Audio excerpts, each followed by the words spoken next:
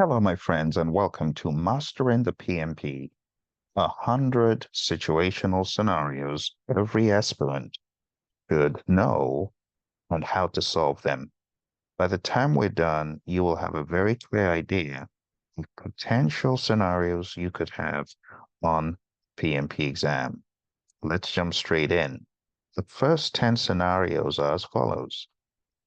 You are a project manager on a project that is over budget. What do you do next? Or a key team member resigns. What should you do next? Scope creep is detected. Stakeholder conflicts arise. Quality issues are reported. What do you do next? Critical path delays are identified. Vendor delivery problems are discovered. Resource constraints impact the schedule. There's a communication breakdown with stakeholders. Or there are regulatory compliance challenges. I want you to take the next few minutes to think about what you would do in these scenarios. This will exercise your PMP muscle and help you to be able to effectively tackle such questions on the exam. But let me give you a few tips. If a project is over budget, you need to find out why it's over budget. You need to understand the impact of the project being over budget. How does it impact other things? What about if a key team member resigns? There's not much you can do about that, but understanding the why is always helpful. And then you need to find a way of either replacing that team member, or perhaps the first thing you should do is similar to the first scenario, which is understand the impact, you see. So with all these scenarios, I'm going to be showing you towards the end a one-size-fits-all approach that you should have mentally towards all scenarios, no matter what. The very first thing is always define the problem. So in all of these, you need to ask yourself, what exactly is the problem? Then, if you are unable to properly define a problem, then you got to break it down into smaller pieces. And then work on gathering any data. That data will help you to identify the root cause. So let's go to the next set of questions. Project risks are not properly managed, or change requests flood in. Perhaps they are inadequate risk reserves, low team morale. What do you do in all these situations?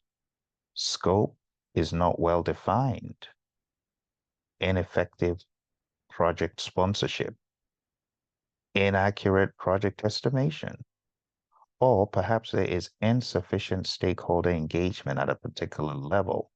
What do you do?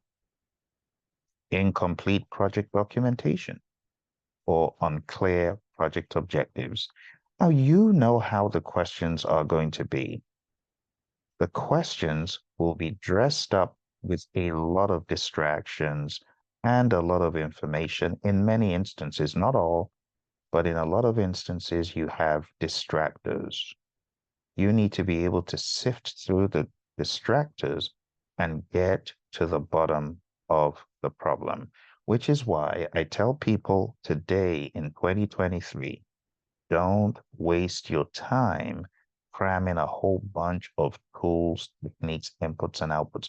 Those will not help you. When you have a question such as, you are a project manager on a project, at point X, you discover that the project risks are not effectively managed.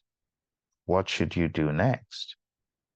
Knowing a bunch of tools, techniques, inputs, and outputs are not necessarily going to help you choose the right option. It is your understanding of holistic project management and logic when tackling situational questions that will help you. Let's move on. Scenarios 21 to 30. Project team lacks necessary skills. Scope statement conflicts with the contract. Project milestones are missed. Stakeholder expectations are misunderstood. What should you do next? Are you already thinking about what to do? I hope you are, because that's a sign of understanding content. So if a project team lacks necessary skills, don't fire the team. Help, train, coach, mentor. If the scope statement conflicts with the contract, there needs to be a discussion, not litigation, not arbitration. No. If the scope statement is in conflict with the contract, there needs to be collaboration. Remember, the Agile Manifesto is a great guide, it's a great compass to tell you what the PMI is likely looking for. They're looking for customer collaboration over contract negotiation. Another way of knowing what to do in all these scenarios is look at the 12 principles of project management from the PMI. That is going to help you as well. So what do you do if resource allocation is conflicting with reality? What do you do if there's inadequate risk identification or project dependencies are unmanaged, or vendor disputes escalate, or there's inaccurate progress reporting, or scope change is not documented? What do you do if the project schedule is not baselined, or there's inadequate contingency planning? What is contingency planning? Of course, you need to know that first. If there's an incomplete project schedule or conflicting project priorities, what do you do? Take some time out, my friend, because this is not just going through a rote bunch of potential scenarios. I need you to hit the pause button and I need you to think, what would I do if I got a question about this? If team members are multitasking excessively, what should you do? In your mind, I hope you're thinking about WIP limits, work in progress limits. What about if you have insufficient testing resources? What is the best thing you could do? Project benefits are not realized. If there are inadequate project monitoring tools, or stakeholder disengagement, or inadequate project closure activities, what do you do? You see, this is a mini workshop for you to truly ask the question, what would I do if I got a question like this? And to set up the question, always think like this. You are a project manager on ... whatever that is. It could be a large scale engineering project. It could be a large scale pharmaceutical project. It could say an agile oriented software project or a predictive construction project. It'll give you the details. Your project schedule has not been baselined and you're in phase 3. What do you do next? You see, so you need to understand this language, this context. Don't go off cramming ITTOs in PMBOK 6. It will not help you. Understand context. Understand, of course, what the definitions mean, but move on from understanding into thinking about how to tackle these scenarios. Don't waste your time with formulas. It's not going to help you. Understand SPI, CPI, CV, and SV the philosophy behind it. But then you got to move on and you got to be able to tackle these scenarios. Okay, let's move on. Quality standards are not met. What do? Ineffective issue escalation process. What do you do? Incomplete procurement records or schedule compression risks. Inadequate stakeholder communication. Inaccurate cost forecasting. Or the change control process has been ignored by a stakeholder. What do? Number 48, inadequate risk response planning. Or 49, resource availability mismatch. What do, project manager? What do you do if the project is not aligned with strategic goals? Can you do something about that as a project manager? I really want you to give these some thoughts. Agile teams lack cross-functionality. Sprint goals are not met or continuous integration issues occur. Agile backlog is misprioritized. Who should do something about that? Is it you? Or should you bring that to someone else's attention?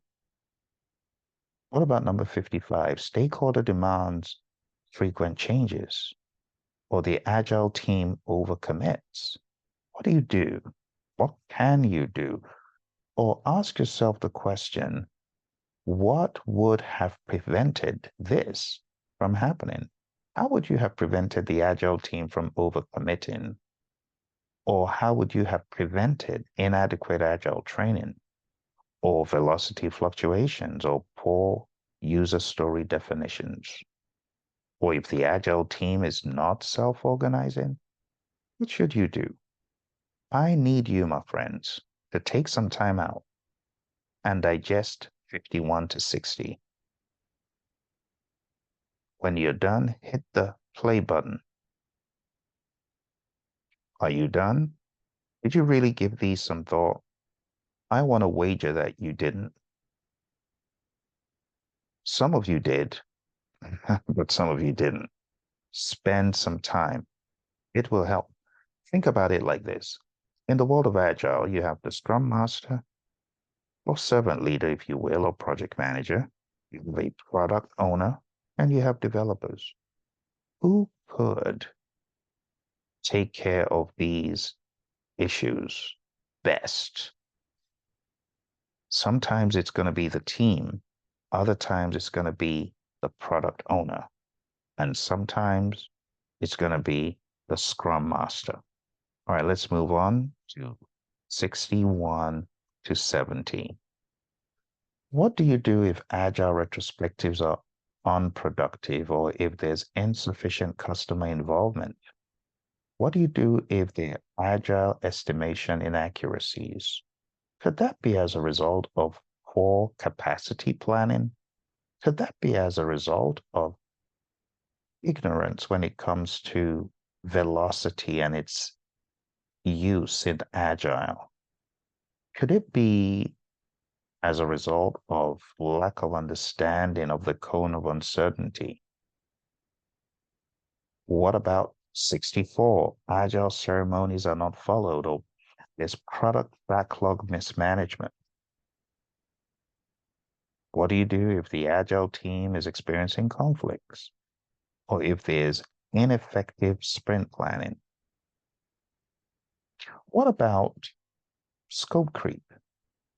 Is that possible in an Agile scenario? What do we mean by scope creep in Agile? And who should nip that in the bud? Who should?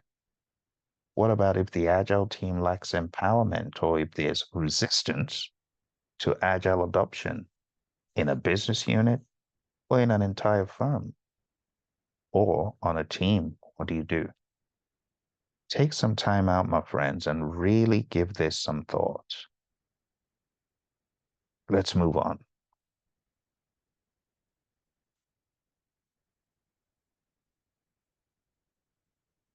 '71 to '80. What do you do as a project manager, servant leader, team lead, whatever you want to call the role, if there's incomplete agile acceptance criteria? Where should the acceptance criteria be? What is the difference between acceptance criteria and definition of done? And the difference between definition of done and definition of ready? Think about that. What about if there's agile team burnout or inadequate agile metrics? What about if agile impediments are not addressed? Whose job is that? What about if the agile team lacks focus? Or if the project lacks a clear vision? Who's accountable for that? Or insufficient project funding, or number 78, the project lacks a dedicated project manager. What should be done? What about inadequate project tools and technology, or the project lacks stakeholder buy-in? What do you do? 81. The agile team lacks a scrum master or product owner or a clear definition of done. Where should the definition of done be? Should that be in a team contract, social contract, team agreement, or should that be somewhere else, like an agile project charter? You should know the answers to this, and you should know what to do if the team lacks a sprint backlog, product vision, a release plan, if the team lacks a sprint review. What about if a team lacks a sprint retrospective? Who do you think is accountable? What does the Scrum Guide tell you about the role of the Scrum Master? It says the Scrum Master should ensure that all events take place and are productive. But what should happen if the team lacks these events, including a daily stand-up and a burn-down chart? Is that a problem? I really want you to think critically about this. Okay, this is the home stretch. If the Agile team lacks a velocity chart, product increment, user feedback, that would be horrendous. But what would you do? Or a product roadmap, or the definition of ready, or there's no product backlog refinement. That could be problematic.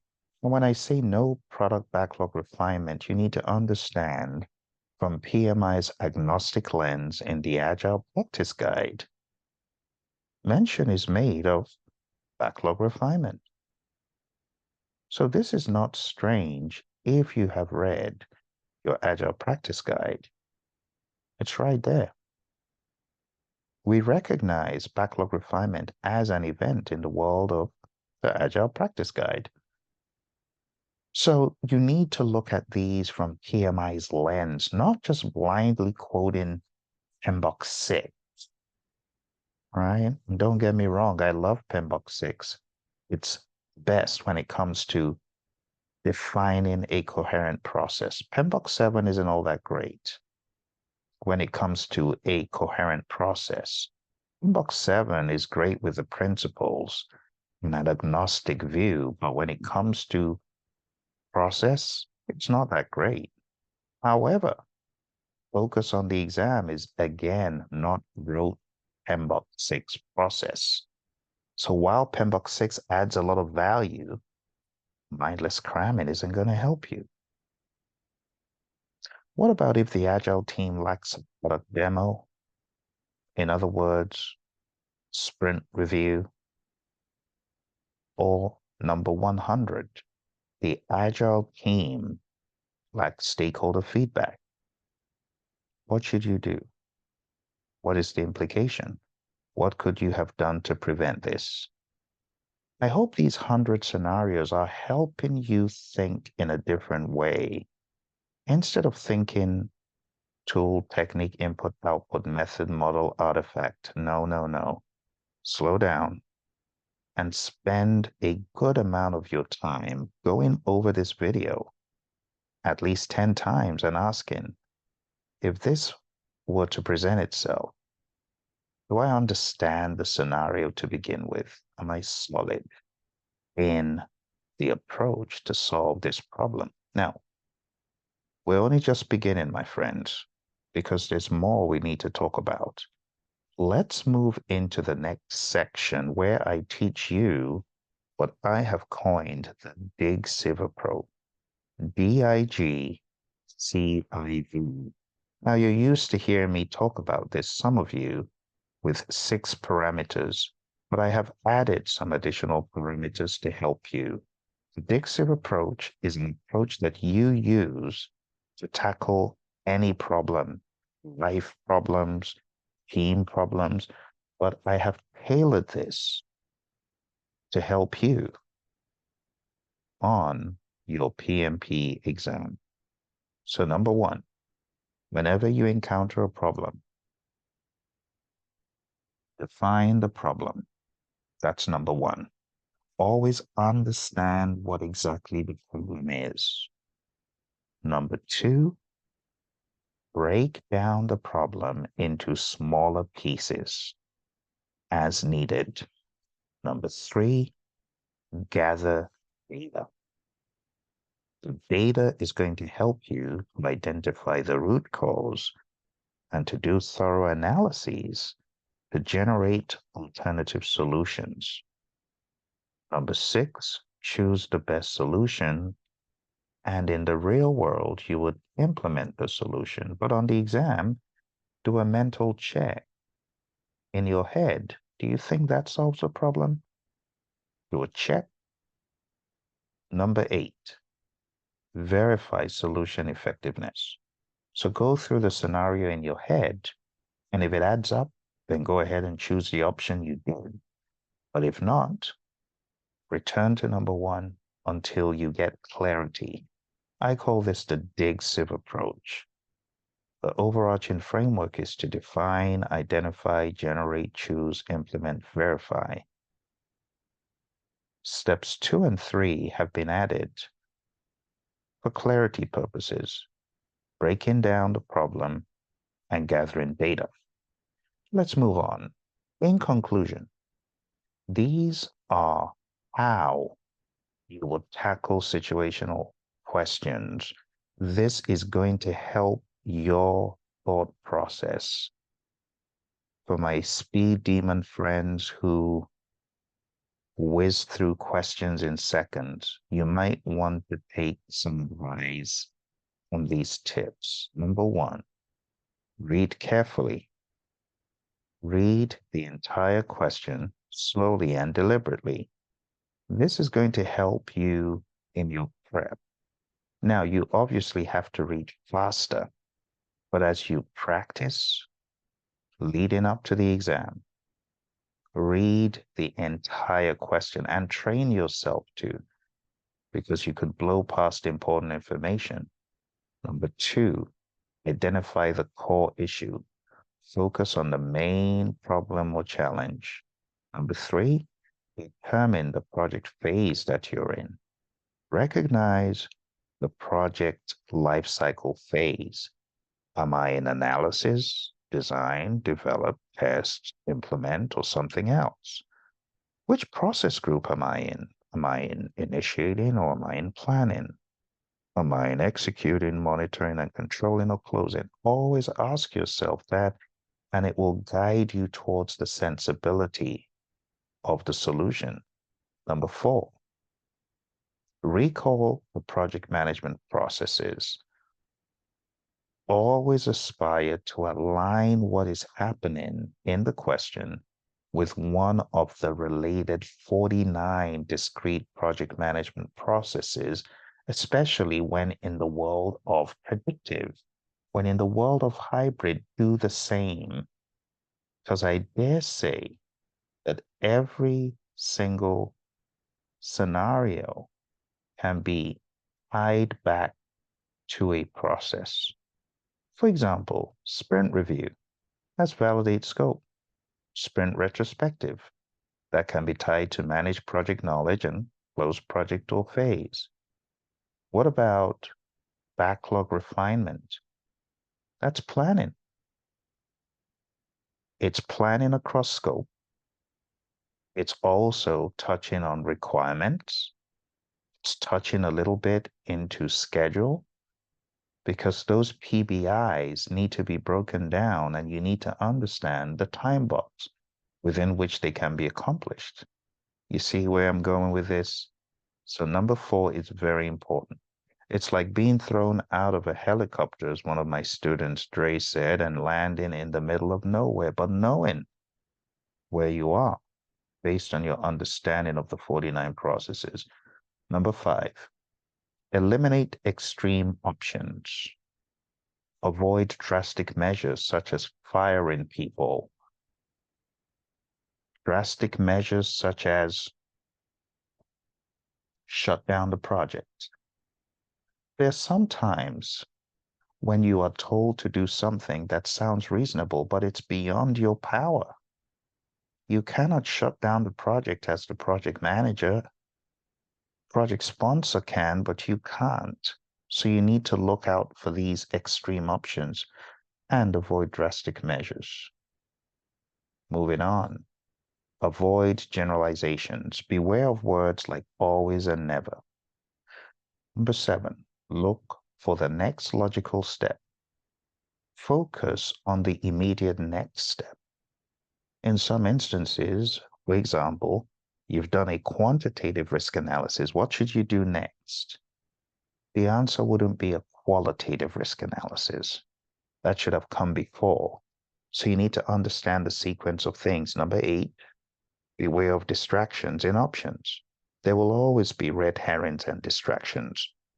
Keep focused and align with the core issue. Number 9, trust PMBOK guide principles.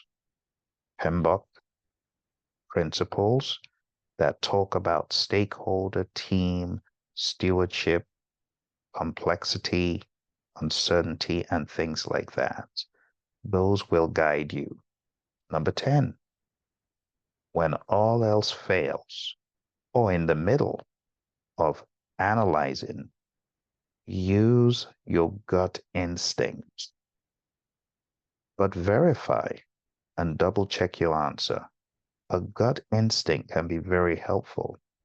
The great Jack Welch, he said it well, go with your gut.